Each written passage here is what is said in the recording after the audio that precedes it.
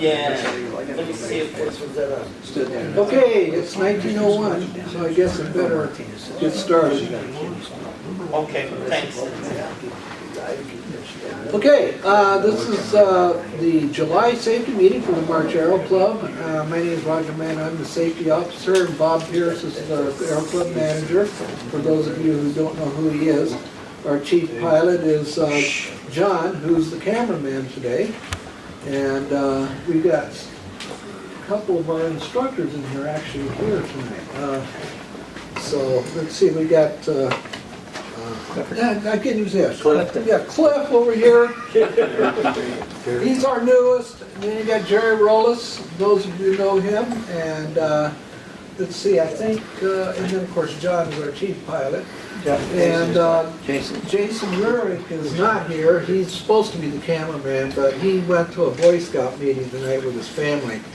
And I kind of chewed him out and said, what comes first, your family or the Aero Club? You know, and his answer was a little obvious. So We had his answer. well, you know, the thing is Air Force always had it the other way around, but not really, but Navy is the other one. So, okay. Tonight we're gonna, this is a wings program tonight also, and so those of you who did register, thank you for doing so, because that makes my job a whole lot easier to give credit. There is a sheet that's going around that, for those of you who pre-registered, your name should be on the sheet, the second sheet behind. The sign-in sheet for the wings is for those of you that either didn't register or are interested in getting some kind of points. You do have to be registered with wings with the FAA in order to get credit, but how they work it is that if you aren't part of the wings program yet, they will put it on the computer, and then the day you decide to go into wings and actually register with the wings, then you get that credit for this meeting. So, but it kind of sits there on a standby until you do so. The other sheet, of course, is the Aero Club sign-in sheet, and that's the one you want to definitely sign for here at the Aero Club. And now we can get started. The sign-in sheet that we do here in the Aero Club, typically what happens is that these tapes eventually get on YouTube, and you can watch it on YouTube if you missed the meeting, or if you want to re-watch the meeting. I don't know who want to go through that torture again, but you can watch the meeting again. For those of you that, you know, every once in a while people get a little confused about making up a meeting. All meetings, Air Force says you must, at the very least, be briefed on these meetings. You can't just blow it off. And that's what the YouTube does. You can actually update yourself on the computer in the office, the FTP standalone computer. You can actually sign off all your safety meetings on it. The only thing about that is that the computer, when you go to check an airplane out, is going to look to see how many meetings you've attended. Actually, with a little A in there, meaning that you were physically here. Air Force and the regulation says you have to be at least one meeting every 3 months. You have to be an attended person to be at the meeting. Some of you can't do that, and we understand that, and that's why we can do a face-to-face. So I've given the instructors authority, and myself, of course, the safety officer, and Bob can do a face-to-face with you after you watch the YouTube.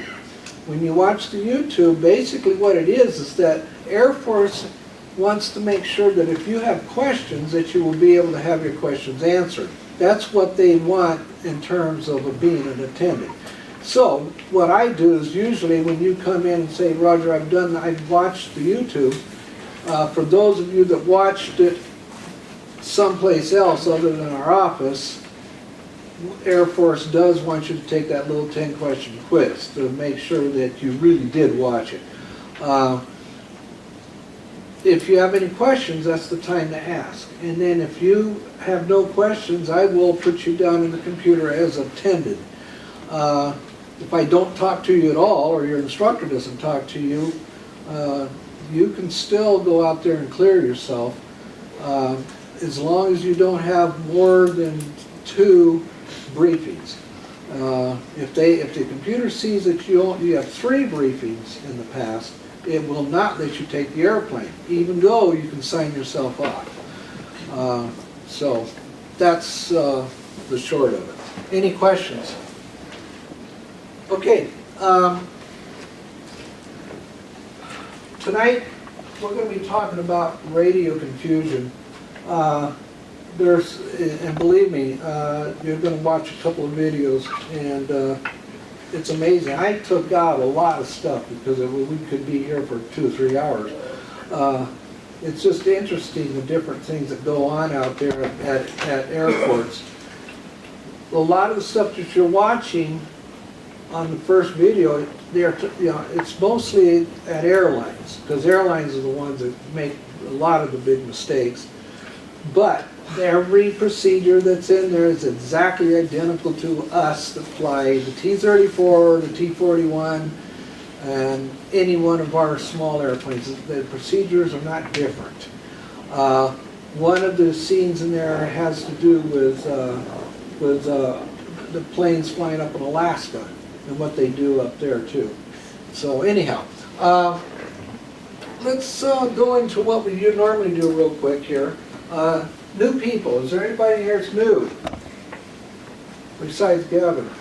Eddie. Who hasn't been here for years. Okay, all right. Stand up and introduce yourself. I am Eddie. Just joined last month, right after this happens.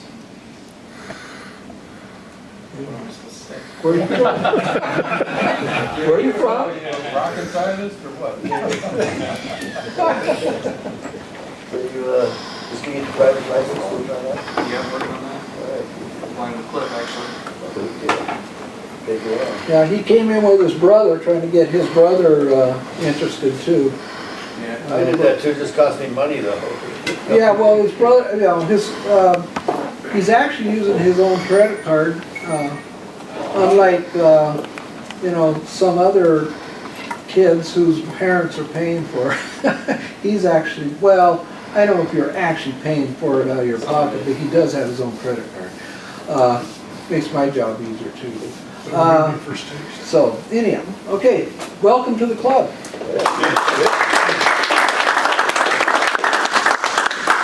All right, is there anybody else? I know we had a lot of people joining, but I don't see the people that, we got 2 more Marines that came in. How many people in the club, Roger? There's 150 or so. Last meeting, we had a whole group in here that was mandatory. Yeah, I know, we had, let's see, how many did we have? It was like 60 something odd people showed up here. And how many active flyers? 45. Yeah, about 45. 25? No, 45. 45, okay. Yeah, there was actually, the number has gone up on the active amount of people. And actually what's been kind of interesting about us on the income side is that we've got people in the club now who are actually flying. I mean, they're not just going up for 0.5 minute, 5/10 of an hour. They're going up for 1, 2, or 3 hour flying time. That helps with the maintenance of the airplanes because, a plane sitting out on the ramp breaks automatically. Just ask anybody in maintenance. Our airplanes need to fly, and the T-41C model is actually flying a lot too. Of course, we're doing it because we didn't have 29 Foxtrot out. But the C model is actually flying a lot, which I love that airplane. I think it's one of the best airplanes out there. Well, T-34 is okay too. But anyhow, we're actually doing pretty good. We just broke the $13,000 mark today for the month, and that's pretty good for being the 17th of the month, of the 17th day. we still got another 2 more weeks. If everybody just keeps staying in there flying, we should make it over the line again. So that's what the Air Force wants to see. Okay, new pilot ratings. Anybody here who has soloed? Has anybody here flown for the first time? I know you have. Anybody done anything? Milestone, broken any records? Violated by the FAA? Done anything like that? Yeah. I'm a remote pilot now. Oh, you are? Yeah. Me too. Yeah. Okay. My license. John verified me. Wow. It takes about an afternoon. If you're slow. If Have to be able to smell aircraft, yeah. Yeah. No, if he you got remote pilot because he never shows up. You know, remote Aero Club member too. there you go. I like that one. Okay, experiences. This is just where you can share something that's happened to you lately. Not necessarily lately. Now, this includes any flying. Airlines, Mike. Anything interesting to talk about? Predatee boy. Well, you have some dog stories, don't you, about dogs dying and things like that? I can't hear you. Oh, okay. Tyler, do you have anything? No. Right? You fly all the time, but you never have anything that's interesting to talk about. You wanted me to keep it that way, too. Yeah. On the advice of his attorney. I don't think there's any attorneys at this meeting tonight. Yeah. Okay. All right, we're gonna have to talk to Bob, or Bob's gonna have to talk to us, so everybody can sleep during that period of time, and after he gets done, I want you awake. Okay, we're gonna be talking about radio confusion, or was that for me? That's actually the name of one of the films. Okay. Bob, You got the formality up there. did you make that something out, or? That's my list. Oh, your list. It's a short list. Okay. Anyway. Back to the same thing. Went out the other day to the Connex and there's no oil, which is the 100 weight, actually 50 weight. So whoever took the last one, I mean, I can go back and research and talk to you about it. But if you take the last one, or we're down to 3, please let us know so we can replenish the Connex for oil. Instead of taking the last one and the next guy comes in and there's no oil for him to put in the engine, so he leaves it that way, which means that the next person who checks out the aircraft finds it a quart low and then comes back in the office and complains.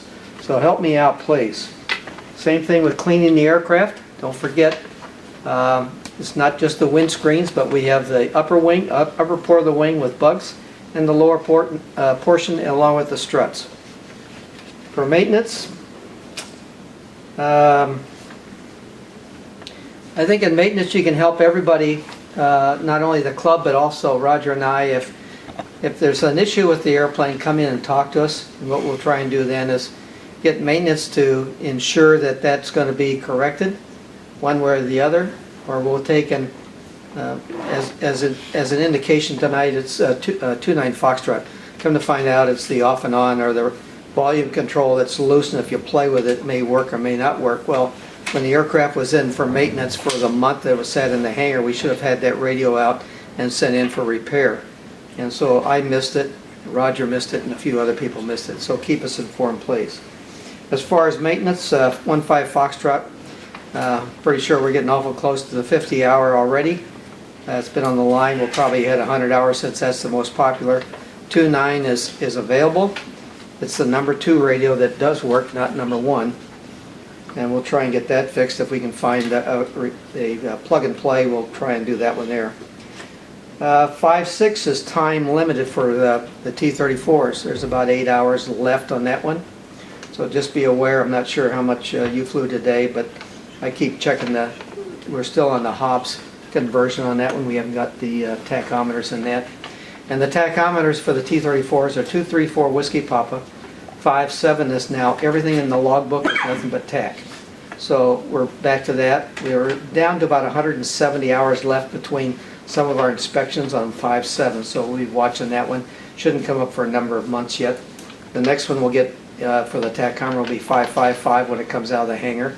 We'll do that one, and then followed by 5-6. So 5-6 has a couple things we're going to have to replace when it comes in for its inspection also. 5-5-5, we're still working on the trim cables. They're kind of slow, trying to get those things out. A lot of stuff to take and move just to get to them on replacements. And then they'll have new trim cables. We'll start working on some of the other T34 for trim cables. And then 234 Whiskey Papa is down because we got to do the wing inspection at the trunnions, which is station 66.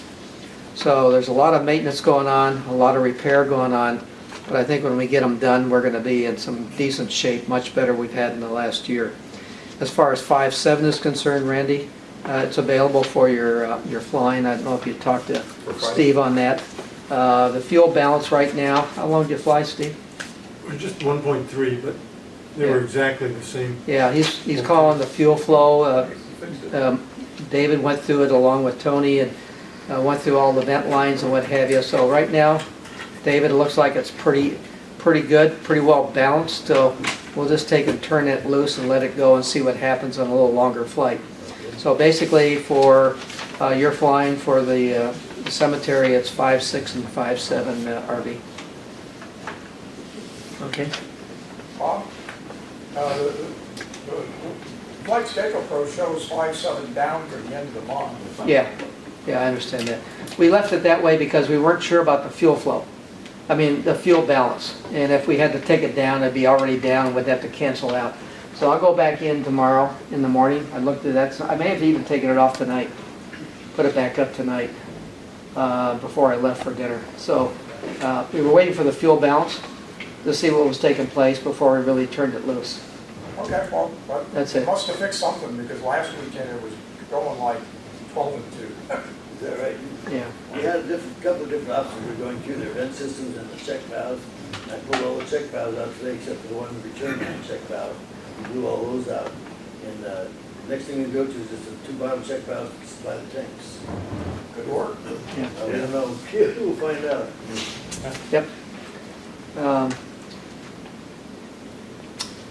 The 182, we still have to work on the tube that sits down behind the strut for a balance on that fuel. So we're fueling only to the point of using the 182 for the amount of flight time we're going to have. Instead of putting in 80 gallons of fuel and then trying to drain out 80 gallons, if we have to pull out the control valve for it, the shutoff valve, we don't have that capability of draining 80 gallons. So what we're doing, we're trying to keep it down until we understand that it's been repaired, and that little tube that sits down behind the strut has to be readjusted again.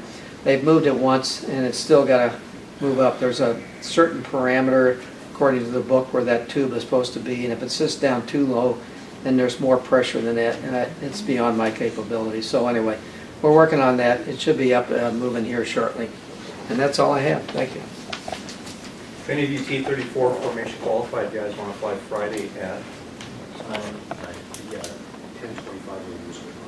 Okay, so 10, about a 10:15 takeoff, I guess. We've got 2 T-34s now, so we can do a missing man on Friday, 10:30. So if you're available, let me know. Mike, are you available? I might be. Chicago? I might be. I'll talk to you. Okay. Hey, Bob, we just figured out where we can put the extra fuel at 80 gallons. Between Steve's airplane and my airplane, we should be able to get it. Well, I can get it in mine. Okay. You heard it said that Bob has a Bonanza A35 36. Actually, this is really what he flies most of the time. He doesn't tell anybody about that. That's the A35. Yeah. Okay. Most of you have seen this before. This was some guys that weren't watching out for each other or talking to each other. And as I brought up in the last meeting when we saw this, you know, obviously the guy that's upside down didn't survive. The guy on the that's still sitting up on the nose, that airplane actually slid on its nose. Never did go over it just slid on its nose, and so he came out of it okay. Of course, the airplane was pretty much damaged. Okay, I absolutely heard our calls today. I think that's one of those things that the NTSB board or FAA, they hear that all the time. These are little excerpts out of the or actually it's NASA's program where you can turn in a get out of jail card, basically. If you think that you are going to get in trouble with the FAA, you can turn in this, I've got the whole program completely went out of my head. It's where you can turn in this fessing up, basically, is what you're doing. You're fessing up that you did something wrong and what you could have done to prevent what happened to you. And that's what this is right here. But basically, on this particular one, we don't have to read the whole thing, but they were sitting, getting ready to take off at the Hammerhead, and there was no airplanes anywhere in the whole world around them except behind them. There was a couple airplanes behind them. And make a long story short, they swore up and down that they heard the tower say, taxi in position and hold. Well, the problem was, as soon as they started moving, somebody came over the radio, the tower frequency, and said, who is that that's going out onto the runway? And they stopped the airplane, called the towers of what's going on, and the tower came back and said, well, I cleared another airplane out on the runway. Now, the tower made a mistake. They thought the airplane that he called the taxi out on the runway was them, but it actually was the plane behind him. So there was a couple of multiple errors. They didn't hear the right, what they thought was their airplane. And of course the tower assumed that that airplane they were calling the clear was them, and it wasn't. So there was a couple of errors involved. Basically what they come down to is it was, as the pilot that wrote this report said, that he got into this mode of preconceived ideas to what was coming up next. And we won't get into it tonight, but apparently it is a huge problem, not only for commercial airliners, but also for general aviation. Assuming that you're the one that's going to be called because you've done it before 1,000 times. And that's what this one is. I get that on, between my airplane, the 902 Foxtrot and 29 Foxtrot, because most of the towers use the 29 Foxtrot. And I get a lot of calls with 29 instead of 902. Oh, yeah. Yeah. And I'm ready for it anyways, but I know that they're working. And that is, we'll go in a little deeper in this, that's one of the big things, is the switching the numbers around. Yeah. That happens. And actually, that's what brought this whole meeting about, was the fact that people who have the similar numbers, and that can be a huge problem too. And thinking, you could have the exact same numbers, but one might be 39 Foxtrot, the other one's 39 Echo. And that has happened before too. And that's one of those things you gotta watch out. That was a NASA form. NASA form, yeah, and I can't remember the form number, where's beans? It just went around my head. Come on, there's a lot of pilots in here, and I know you guys use it, Mike. I know you guys do. Never make mistakes. Yeah, sure. Never feel. There was no doubt about our clearance. Similar, same type of thing. Basically, they were line up and wait, runway 26. Left. Is that what that is? Yeah. The cockpit was orderly and sterile. There was no distractions according to the pilot. Checklists were completed, and the tower intended a line up and wait for another aircraft. This guy's opinion, as you see up there, the confusion occurred, in my opinion, due to the expectation bias, which is what the other guy did too. In other words, they expected to be the next one called out on the runway. They were the only airplane on the taxiway. There was nobody around, but they just assumed, okay, well, we're next. Again, it's one of those kind of things where you expect it, but that isn't what really happened. He actually did believe he heard the clearance for our airplane. He really did believe that. Your mind can do funny things. I probably should have invited my daughter here. She's a psychologist, and she can tell you about that. The mind can do some funny things like that. Any questions so far? These are some more that came out of that same source. Familiarity breeds expectations. Even after a briefing of departure of a specific reminder about maintaining runway heading to an assigned altitude, this air carrier crew was predisposed to turn earlier, just as they had on previous departures. They were supposed to turn, I think it was, I read the story, they were supposed to turn left, but they turned right instead, because that's the way they've always done it. And so they had that expectation bias. Another one, I heard what I was expecting to hear. It would seem improbable for somebody to hear right when he or she is told left. But the pilot of a corporate jet heard what he expected, not what was said, and made the wrong turn.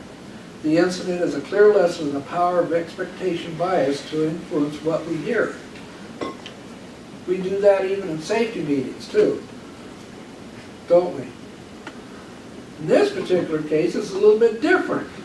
This is where a guy was getting a check ride. The examiner turned off the radio. I have no idea why. While they were going in to do a landing, he was sitting there telling, because the examiner was flying the airplane, and he was announcing all the way around of what was going on, but it wasn't going anywhere. Nobody was hearing it. And so there was a KC-10 apparently landing. I think this was an Aero Club airplane. And the KC-10 had to go around because they got in their way. So it was like, why did the guy turn the radio off first off is I don't know why. But his thing is that he still blamed himself for it, because even though it was a check ride, and even though the guy was a DPE, this guy was the pilot in command, and he took full responsibility of it. Now, he didn't get in trouble over it. I mean, they apparently, he did his get out of jail card, but it's something that it's so easy when you turn the airplane over to somebody else to sit back and not, oh, now I can relax. Not really. Especially if you're pilot in command. You're still responsible of the airplane. Okay, any questions? Did he pass the check ride? I don't know. He never did say. And I often wonder how many people that read this wanted to know that exact same question. Okay. Let's go on. And there is a caveat at the very beginning of this thing, just so that you don't think I did it.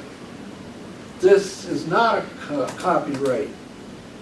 I can reproduce it, so I can't get in trouble over it.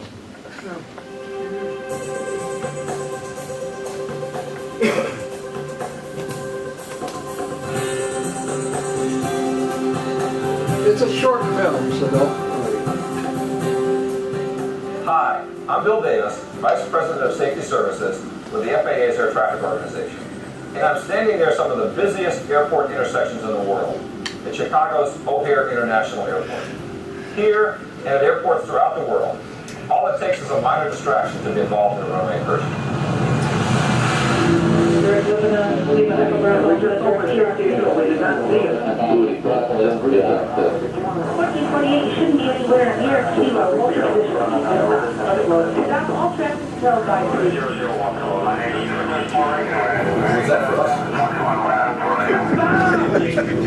Was that for us?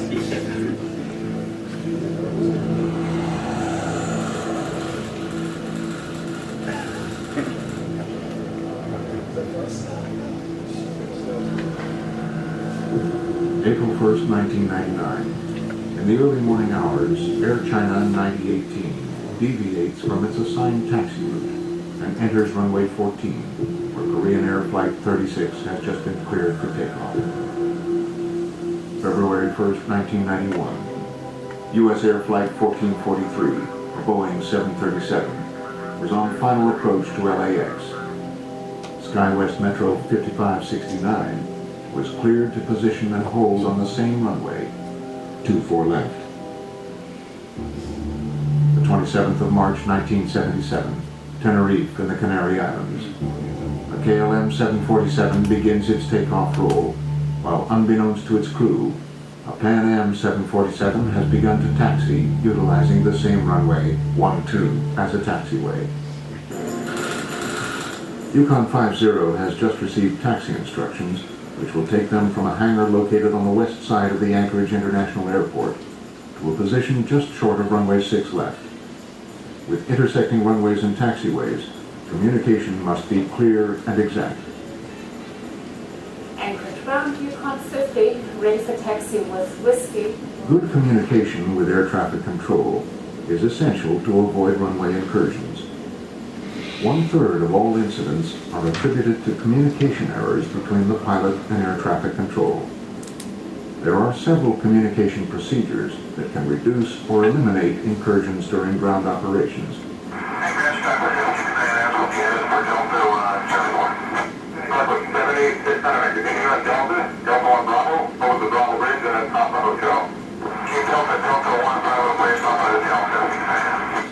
During initial contact with a tower or ground control, it is important for flight crews to clearly state the location of the aircraft using only standard ATC phraseology.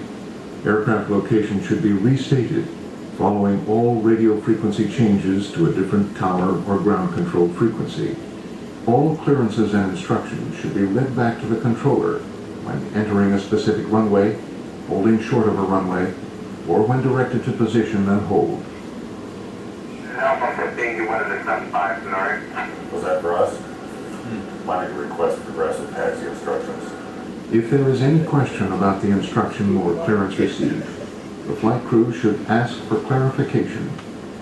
If the crew is still unsure after receiving additional information, the crew should request progressive taxi instructions from the tower. San Francisco ground, November 3, 4 Charlie Foxtrot. Request progressive taxi.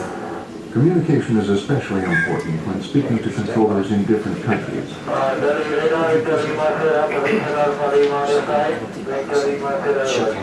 The difference between U.S. and ICAO phraseology is sometimes significant. For instance, in the U.S., taxi into position and hold is dramatically different from the ICAO taxi to holding position or taxi to holding point. Margo, would you announce that we're matching up the whole short of runway 32 again, please? Sure. We're going to keep traffic Yukon 50 is taxiing for departure runway 32. We'll hold short. Is there anybody in the area? It is important for pilots to monitor tower frequency, or when the tower is closed, the Common Traffic Advisory Frequency, CTAF. Any doubt about instructions received should be verified with the controller.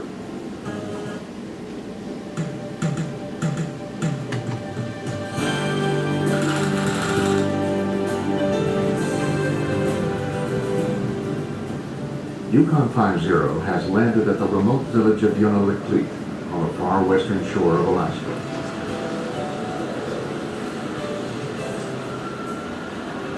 The cargo being delivered is part of a thin lifeline to this village.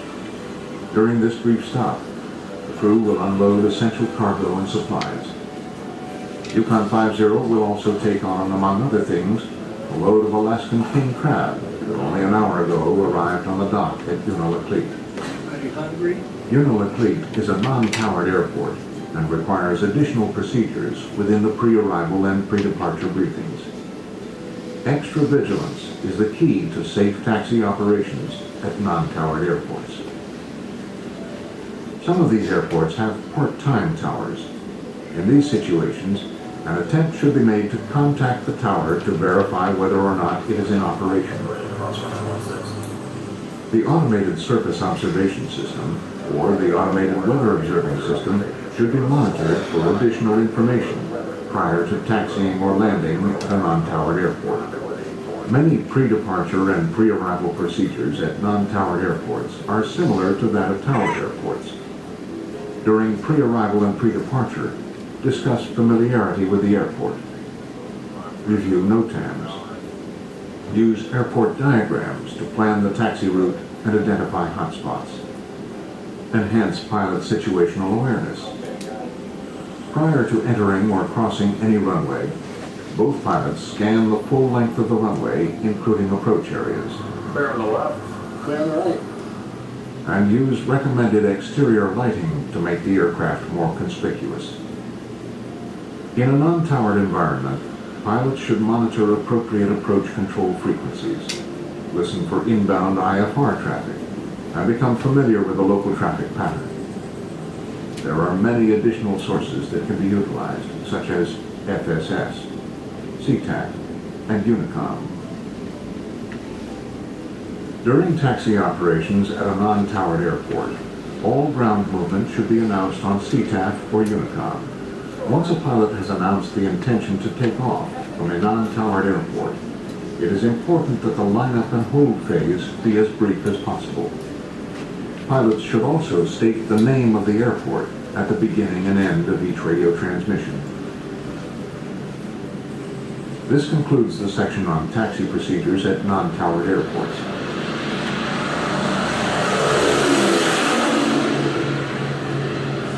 I purposely left that ending right there because I love the sound of those engines. Horsepower. Yeah, that's really cool. The crash that took place at LAX, where the other plane landed right on top of the other one on the runway, my best friend's secretary was on that airplane.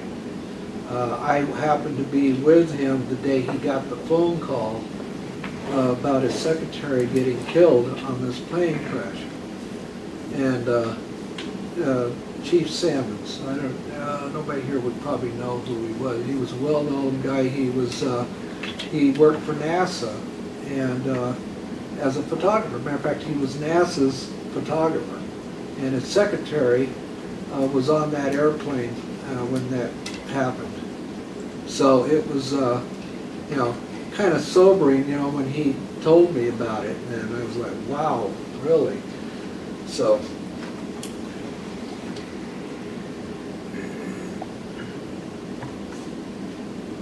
Okay, I am going to trim that out.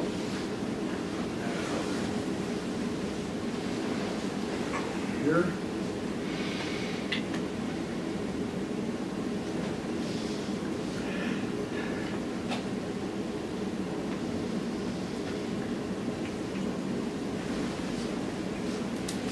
I may have to use some jack.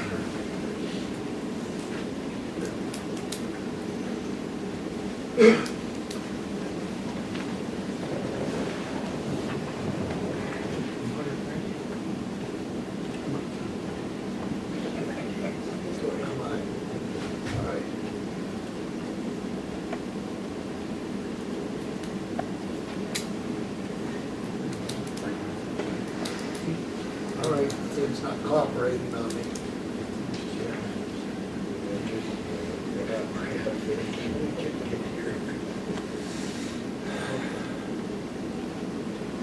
I'm not getting it on my screen here, so I don't know why.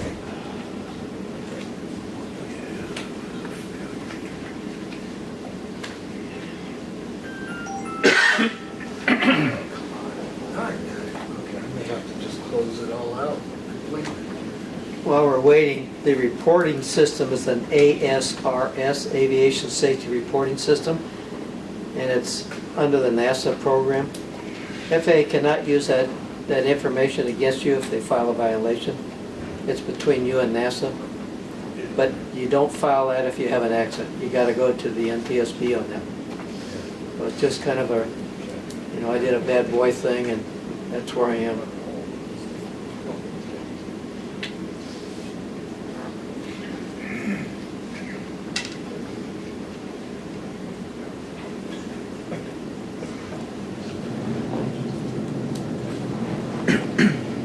Yes, sir, 1009 Heavy, Los Angeles Express, change your ILS frequency to 108.5, turn right. Oh, all right, come on, people. I was in here rehearsing this morning, and everything worked out perfect, and now I don't know why I'm not getting a picture. All right, end show, end everything, just close out the whole thing. I don't know why this is happening. You click on one of those lifesavers and it'll help you.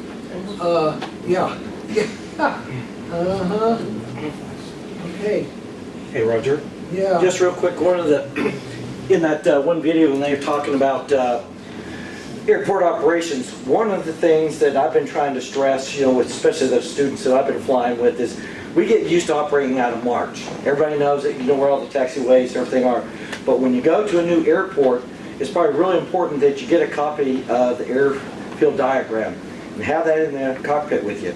Now, some of you have the little air guides. You know, I'll get that, but I gotta blow it up so you can see it. Because a lot of times you'll go to these places and they'll tell you to taxi a certain direction, and you may not know what that is. So if you've got that airfield diagram with you, there's no question you can stop, take a look at it, and know where all the taxiways, the ramps, and FBOs and all that. There was a time, especially on 121, that we have a requirement that we have to have that airport diagram with us. It has to be out while we're taxiing. The other thing that we have a requirement is that on the descent, we have to brief what our taxi route is going to be coming in, what you expect it to be. So that's a good operating routine to get involved in or to follow. Because that way, if you're going to a new place, you know, you go, okay, I know that most of the time the winds are out of the west, it's going to be runway, say it's Riverside, runway 27. That main taxiway is Alpha, and I'm probably going to have to get off on Hotel, make a left on Hotel to go to the ramp, you know, to go to the restaurant and, you know, eat. So those are things, you know, to do and to help yourself out.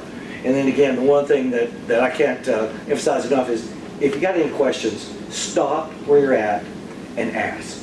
You know, radio freeze or call. You know, somebody, you know, I'd rather somebody got laugh at me, hey, this guy doesn't know where he's going or whatever, than to violate, hit one of, you know, to cross the inactive runway, get violated, or to have to go through any of those, you know, certificate actions that can happen to you. So just one of those things, if you're going to fly with me and we go someplace besides Mark, you can expect that I'm going to ask you to have that your airport diagram available and on your clipboard with you. Hey, Roger, as the air traffic manager here, you guys are really good, and I'll caveat that, on our FPO, brethren that come here a lot, we always tell them to and make the second right turn into golf. And I don't know, I'd say 85% of them, we tell them stop, because they're going to roll into the restricted area. So yeah, that's very important for an air traffic control. I'm a pilot, never have been, but I've been in control for 34 years, and that you hit it perfectly. Here, you know, the transients are the most for runway incursions, crossings, and all that other stuff. That came first off. We don't know. Like you said, stop and say, hey, you be progressive. We might get pissed off with it. I mean, the worst thing they'll do is they'll put you in the penalty box for a while, make you haul. You know, Chicago's famous for that. You know, first time I went in there, I didn't know my way around. You know, so I asked for a progressive. Next thing you know, he told me at that point it was U.S. Air, you know, whatever their call sign was then. You know, and I went over and I waited. Next thing you know, a few minutes later, guess what? I was on my way again. But you know what? Have you take progressive exactly. and incur. You said that you don't know what we look like anyways. 4 or 5 minutes to Yeah, but like I said, yeah. Well, this may be the shortest meeting in the world right here. I cannot get it to do anything. It pops up on the screen, but it will not connect to the PowerPoint at all. I have a taxiway question. Yeah. Is it still not allowed if you get off on Bravo to turn right on Alpha, if you're going to the FBO? If you want to. Because it's more than a 90-degree turn? If you, Yeah, okay, say I'm going to the FBO, I land on runway 32, and I turn off on Bravo, and now I'm going over there. Am I allowed to turn right on Alpha? Yeah, they can make, or sometimes, a lot of times they make the 180 to come back, but either way, it's not an issue. Okay. I think the last time I went to the FBO, they no, you're not allowed to turn right on Alpha. I'm like I going, have no idea How long was why, that, sir? and why it's not. probably 2 years Do ago. you have it on a disc or anything, right? We went to 13. Do you have it on a Well, disc? I got it on, I. Try to get us know. Typically, people don't know if they do a 180 and then they come I back. guess I just have to do the boarding. The one that I was not planning on using. I don't know why it's not opening. It's opening up here, it'll show up here, but it won't show on here at all. It's almost like as if it doesn't even exist on here. That's part. I have no idea why it's not doing it. No, this is not exactly what I wanted to do, but this is what we're stuck with. I don't know why I can't get it to work. Yeah, our signage is. Okay. All right, sorry guys, this was really a good video, I mean, it's a good PowerPoint. Well, thanks. We'll just have to do it this way. I guess this is all we got. We'll have Paul bringing his from ATC next time. Yeah, I don't have a clue why I will not play at all. I have no idea. I played perfectly this afternoon here. I did the whole thing. The only other thing I could do is try to open up this and see if I can get it on, because I do have it on our H drive. But anyhow, ways to keep out of trouble. How to communicate with air traffic control tower. Mentally go over exactly what you will say. That's something that actually, you know, many of you have kneeboards, I know that. And I don't know, how many here have actually got little cheat notes as far as what to say to the tower and stuff? If you don't fly a whole lot, that's a good idea. But, you know, for now, the guys that fly all the time, you know, you'll be in that routine to be able to do that. But for the most part, you know, a lot of guys don't fly enough necessarily to remember everything. When you ask for flight following or something like that, do you know what to say? They have the verbiage in the far aim and also in many little handout books. I've got one that's a little booklet, which I meant to bring, but I didn't, I forgot it. Is this book that has all of those things that you can use by what you say to ATC. But basically, what is the order for the most part? Anybody tell me? Who you're talking to, who you are, where you are, and what you want. Exactly, yeah, you said it kind of fast, say it a little bit slower. Well, I never say it all. I always just say who I'm talking to and who I am, because he's always going to come back and say, what? Say it again. Yeah. So Yeah. I don't tell him where I am or what I want, but those are the 3 and 4. Yeah, So March Tower, November 3-4 Charlie, Aero Club parking, request taxi, you know, or yeah, with information Charlie, whatever. So who I'm talking to, who I am, where I am, what I want. and that's one of the things, well, if we could have watched the other one, that they would have gone over just that. You want to be prepared, and I know that one of the things that's hard when you're talking on the radio and you're not used to it is getting, you know, the jitters a little bit, especially if you're new to flying, and being a little bit on the scared side of, you know, talking on a radio. That's just something that you're just going to have to get used to over a period of time.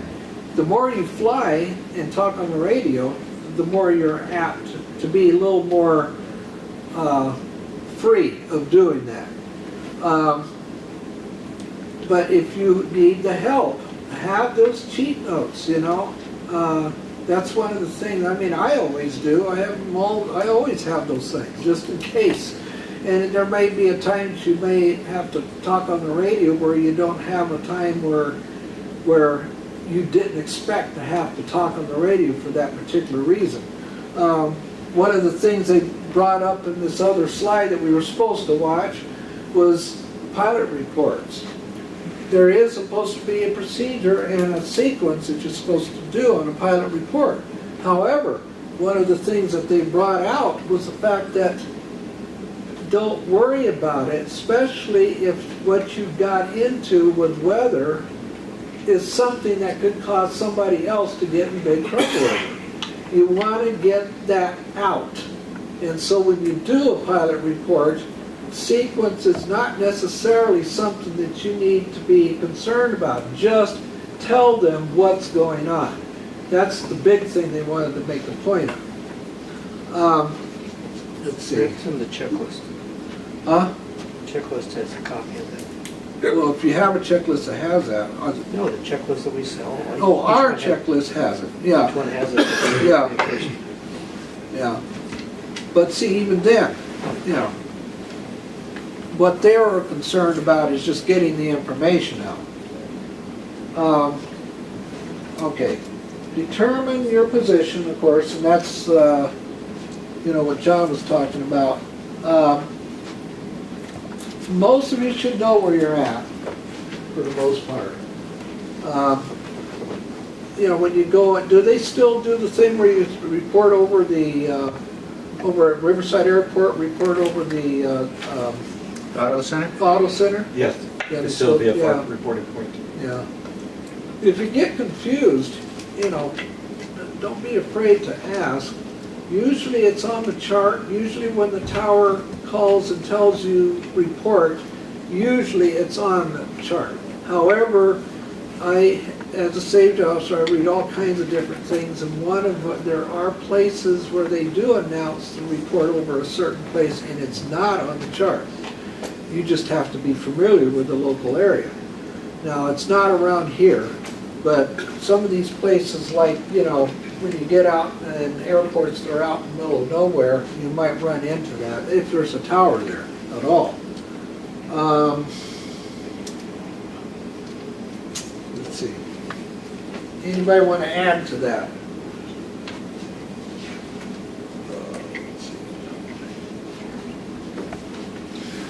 I'll add to that a little bit. Like, before I go someplace I haven't been, I like to actually call the tower and I say, do you guys have places you like me to report?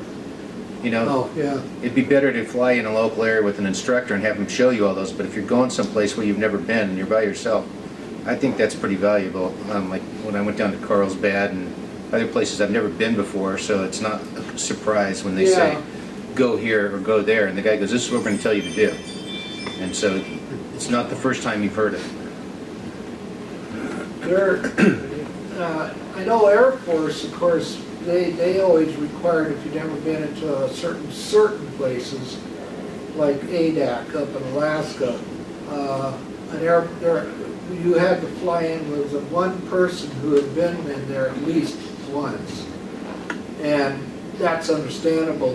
And if you're going into a place, of course, today we've got Google Earth, we've got all these aids today, not like it used to be back in the old days. When I first started flying, holy smoke, you know, you hope that you got enough information that got you into an airport. A lot of the stuff now today, and there really is no excuse not knowing what you're supposed to be looking for when you go someplace. I retired from the Air Force in 2004, and we were just right on the edge of starting to get these things. But I remember a couple of times up at Travis, they actually had videos that you could watch into places that you were going to fly into, especially up in Alaska. And you could sit there and review those videos. And of course, it's very helpful to know what's going on. I often wonder sometimes when I see the accident reports, where are these people? You know, people just don't want to bother with it or something. I don't know. It doesn't make any sense. Cliff? You know, the other thing that is real helpful is on the VFR sectionals. Most of the local reporting points are on there now, and they've got that magenta flag. And if you look on the panels of your chart, they have the Latin long and GPS coordinates of those down. and the actual names. So yeah, you gotta have GPS, for that. But the nice thing is that if you go to the airport, look it up, look around the airport, and you'll probably see those magenta flags. It'll have the name of those reporting points. And again, if you do have a GPS, you can put those points in, and that'll help you navigate. That's really helpful. But we do have a GPS in 29 Foxtrot, but the database is 1999, and it was shortly after that when they came out with those VFR reporting points. So don't look for those on the GPS. You could program them in your iPad. Yeah. Yeah. If you got an iPad, yeah. Put them on your phone. Yeah. Before Okay. flight. I'm just going over the notes on the video, on the PowerPoint that we weren't able to watch. It's too bad because they had a good video of an airplane incident that took place, and they left it to us to try to figure out who's at fault. It was pretty good, but anyhow, let's see where we were at. Let's see, if you're calling the tower, approaching the field, or talking to ground control, let's see, you will need the ATIS information, of course. Also prepare the frequencies you will need ahead. That's, of course, if you're landing in a place where you got a tower, but even if you don't have a tower. One of the things I found, if you're flying VFR, a lot of you, I know now with our iPads, we can get a lot of information off of that. One of the things I used to use, though, was, believe it or not, when I flew VFR, I always had an IFR chart with me. A lot of places that you're flying into have IFR approaches. All the frequencies that you need are all on that approach chart. It is absolutely, I used to use that, and plus the fact it gives you, it's actually better than some of the things that you look at that would be little books that tell you, it shows you what the airport environment looked like. I actually like the IFR charts. Now, doesn't cover all airports, of course, but it is something worth to have with you, especially for the frequencies more than anything. You saw the video on going to uncontrolled airports or airports without a tower. There are specific rules for it, and usually, typically, unless Unicom, which is basically a radio that a person down on the ground is talking, it could be somebody like me who's sitting in an office, doing something else, or somebody like David over there who's a mechanic working on an airplane and he has a radio. And of course David can't hear anything, so he'll probably ignore it. But Unicom kind of gives you an advisory of some kind. And but typically most uncontrolled airports, it's left base, and that's what it usually is. And of course you want to pay attention to the windsock and all that. But communications on an uncontrolled airport basically is announcing where you are. But you don't want to overdo it, because one of the things that was on this video we were going to watch was the fact that there are some pilots who stand out there and announce every single position that they're at on that airport. There's no need to do that. You only need to do a couple of places of where you are at. And one of the big ones that they brought out was that there is a, people will announce left final, meaning they're turning left into final. Well, there is no such a thing. There is no such a thing, not in the terminology of FAA. You can announce your own final, but there is no such a thing as the other. You don't need to announce every single, minute that you're on there. Let's see. The other,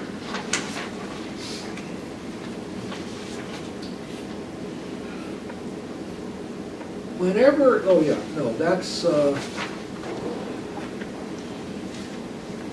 when you're talking, let's see, when you're talking on the radio, let's see, Rialto, we'll just say Rialto, you say Rialto radio. and then you announce where you're at or what your intentions are. You want to keep it as short as possible. And then you say Rialto at the end of your announcement. So you say Rialto Radio, blah, blah, blah, Rialto. And that tells them where you're at. I was out there flying, matter of fact, it was 15 Foxtrot flying it into Rialto for our maintenance, and the same frequency it was at Rialto was the same one at Flavor, no, Paris, no, the one down French Valley? French Valley, yes. And it's exact same, and these guys were just talking on the radio, not saying one word as to where they were at. I mean, this was like several of them. And I was coming in, and of course, I pretty much figured they weren't at Rialto because the runway calling was different. But I mean, I'm just sitting there going, I can't believe these guys. They're all announcing where they're at in the pattern, but they're not saying anything about French Valley Radio, you know, blah, blah, blah, French Valley. They didn't say that at all. They were just saying blah, blah, blah, and that was it. And of course, their airplane number. You got to say where you're at, or else it doesn't do you any good.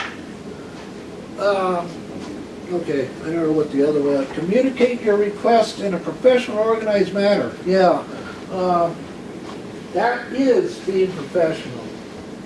Okay, what I was just telling you.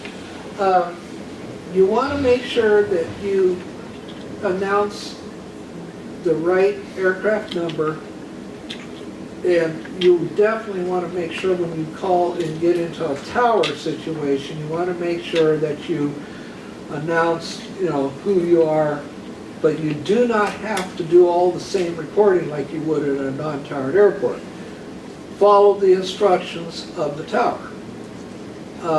The tower will tell you exactly where you're supposed to go and what you do. You don't have to sit there and say, I'm turning final or anything like that.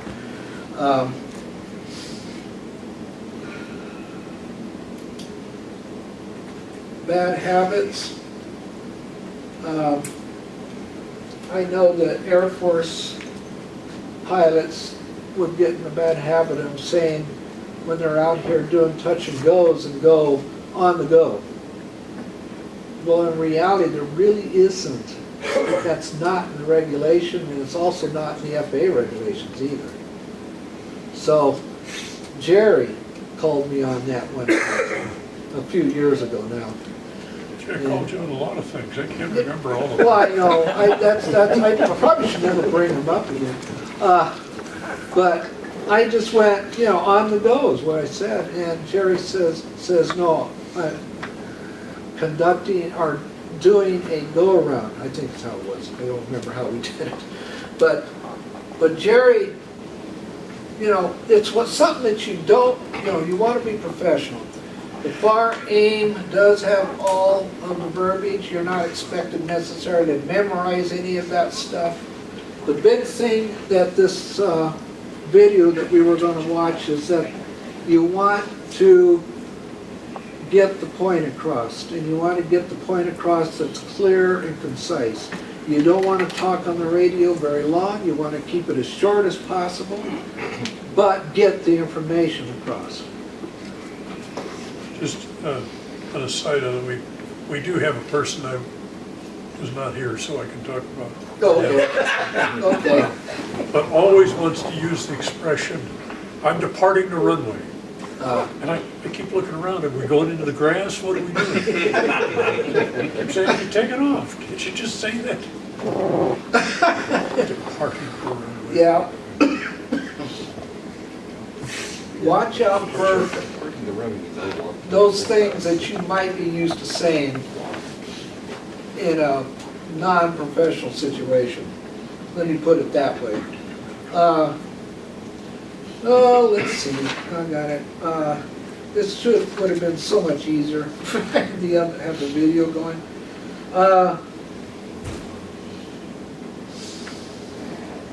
Let's see. There were some other things that went into that we don't necessarily really have to talk about, but Does anybody know what 2 mile, when, or, no, let me put it this way. Two. Huh? 2 Well, Well, okay. 2 miles. What if the tower says 2 mile left base? What does that mean? Oh, shit. 2 miles, but Are you Report 2 headed miles for a left base. Is that what they cleared you for initially? Then you turn your left base at 2 miles downwind? Okay, you're getting, yeah, you're the closest one that's gotten it right, yeah. It's like if you're Turn your downwind, base 2 miles downwind. yeah, and you're 2 miles from final. Measured this way, okay, on the base. Here's the base leg here. So when you get, you're 2 miles from the final, and some people get it confused. They think it's 2 miles out off final, but it's not. It's actually 2 miles from the final, and they want you to either turn or report from there to the tower. Now, the other thing too, when you're with a tower, be prepared for the unexpected. Towers are notorious of either getting you out of the way or using you as a